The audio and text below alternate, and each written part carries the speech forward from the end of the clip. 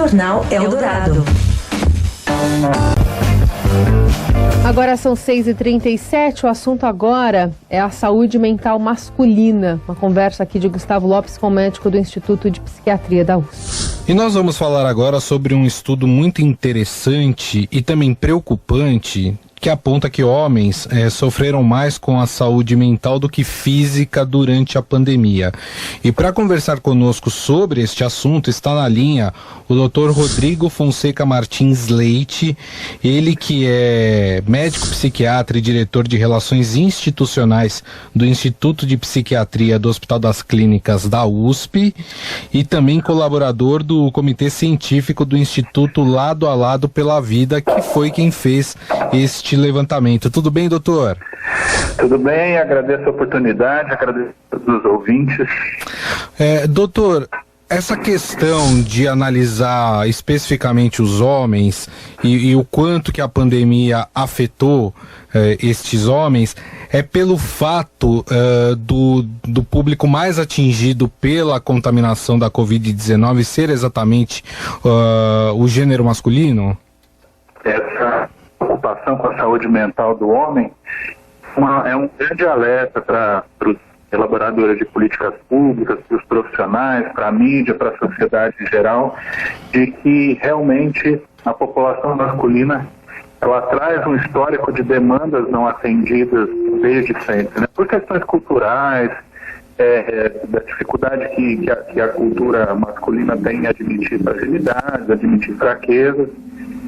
Realmente isso gerou uma demanda represada de sofrimento psíquico, que eu creio que a pandemia foi a gota d'água nesse contexto, né? Eu acho que esse estudo mostra uma janela de oportunidade muito interessante de verificar que os homens estão sofrendo e não é de agora, já é de um bom tempo, e a pandemia foi só o complemento de todo um atavismo aí de negação do sofrimento, negação das vulnerabilidades, e isso, no que tange a saúde mental, é um ponto que emerge com mais clareza nesse momento.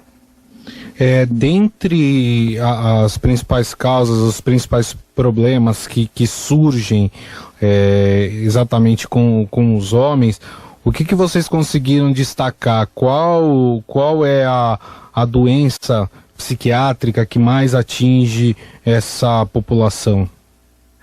O que a gente sabe, já dados clássicos já em relação à saúde mental masculina, é que, por exemplo, a incidência de suicídio entre homens, no mundo todo, ela é bastante superior à incidência em mulheres, né? No Brasil, a gente tem aí em torno de 5 mortes por suicídio para homens, para cada morte por suicídio em mulheres. Então a gente já sabe que o problema do suicídio em homens já é historicamente superior, né? O que a gente sabe também é que as taxas de problemas relacionados ao abuso de substâncias, dependência de álcool e outras drogas é também superior na população masculina.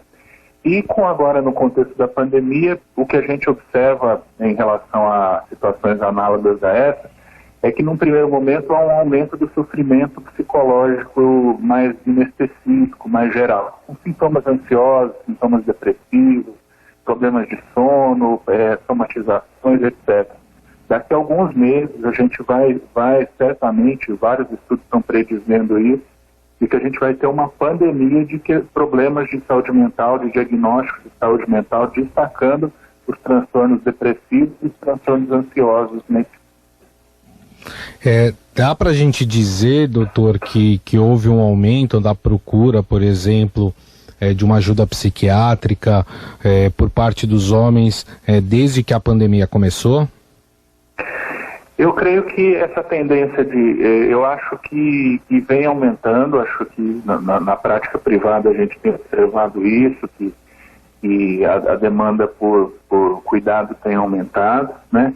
Ainda não temos dados ainda do sistema público em relação ao aumento dessa procura, a gente ainda não tem elementos concretos para afirmar isso, mas como percepção geral, no meu consultório principalmente, eu observo que a clientela masculina se mostrou mais fragilizada, mais vulnerável, mais tem rede de suporte social, né? Acho que esse é um ponto importante. Eu acho que um dos fatores que tampona o sofrimento psíquico é o suporte social, e os homens têm dificuldade de fazer essa articulação, de ter uma rede com quem contar. O que eu observei foi muita solidão masculina também associada a esse momento de sofrimento. Acho que a pandemia ela aguçou a percepção de que nós homens temos uma rede social em geral precária, em geral deficiente, e nisso vários estudos, né, não sou eu que estou dizendo, vários estudos demonstram que as mulheres elas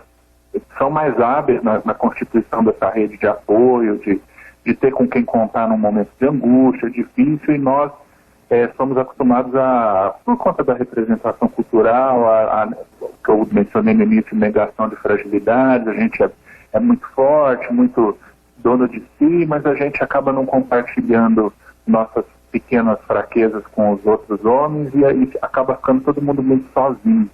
Então eu creio que a pandemia exacerbou essa solidão masculina.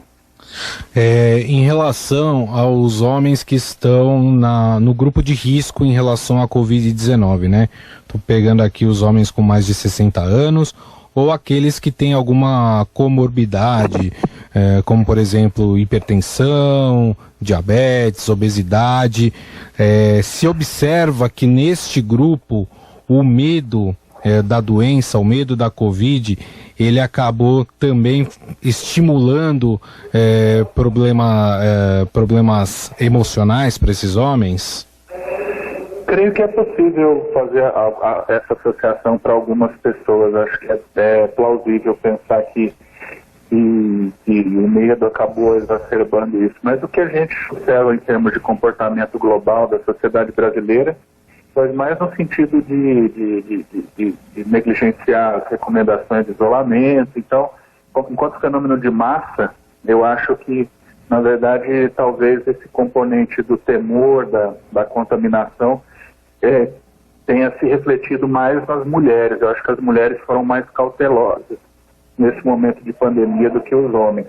As mulheres foram mais precavidas. Eu acho que os homens acabaram aí burlando um pouco as orientações, enfim. Eu acho que houve essa diferença. E, em geral, as mulheres têm comportamentos relacionados à saúde mais evidentes do que os homens, né? Os homens tendem a negligenciar a própria saúde, os próprios cuidados.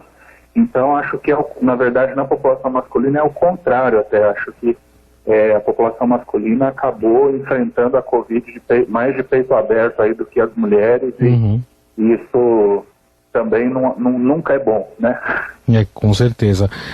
A questão, então, doutor, pelo que eu entendi, é mais o fato de, por exemplo, pegar um exemplo aqui de um homem que é muito ativo, saía para trabalhar todo dia, ia na padaria, ia fazer as suas atividades, de repente ele se vê isolado, ele se vê obrigado a ficar dentro de casa por causa de uma doença. E isso acarretou nele uma série de angústias e ansiedades que acabam, obviamente, sem o devido acompanhamento, se transformando em algo muito maior. Seria isso? Eu acho que esse é um dos componentes, mas eu acho que outro aspecto que a gente não pode deixar de negligenciar foi principalmente o relativo a questões financeiras, econômicas, a empregabilidade, né?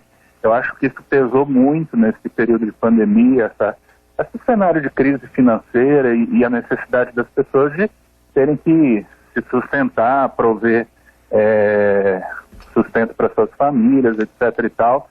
Então isso acabou gerando um estresse muito grande, fora toda a questão das pessoas que perderam seus pequenos negócios, seus pequenos comércios que faliram, né?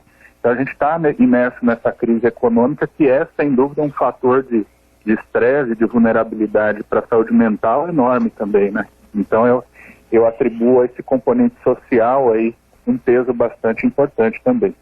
Ou seja, né, pensando aqui numa visão masculina mais antiquada, daquela do homem provedor da casa, do homem que garante o sustento da casa.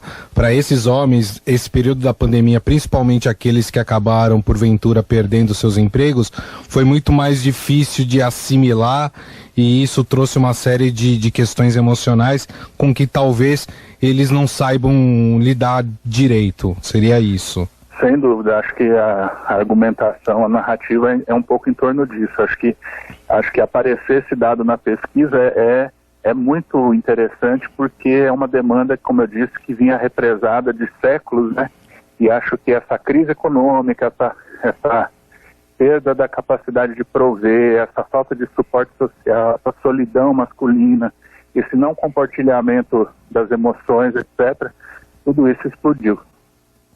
E aí, nesses casos, né, doutor, e aí eu estou falando, obviamente, daqueles homens que se relacionam com alguém, ou são casados, ou moram com alguém que também não deixa de ser um casamento, né? O papel da companheira de entender e às vezes tentar ajudar quem está passando por um período emocional difícil é extremamente importante, né? Ah, não há dúvida, é fundamental. Os homens casados, eles têm menos taxas de sofrimento mental do que os solteiros, né? Evidentemente que se for um casamento ruim, isso vai ser ao contrário, mas de forma geral, o Estado Civil, ele acaba tendo um fator importante aí na modulação desse sofrimento.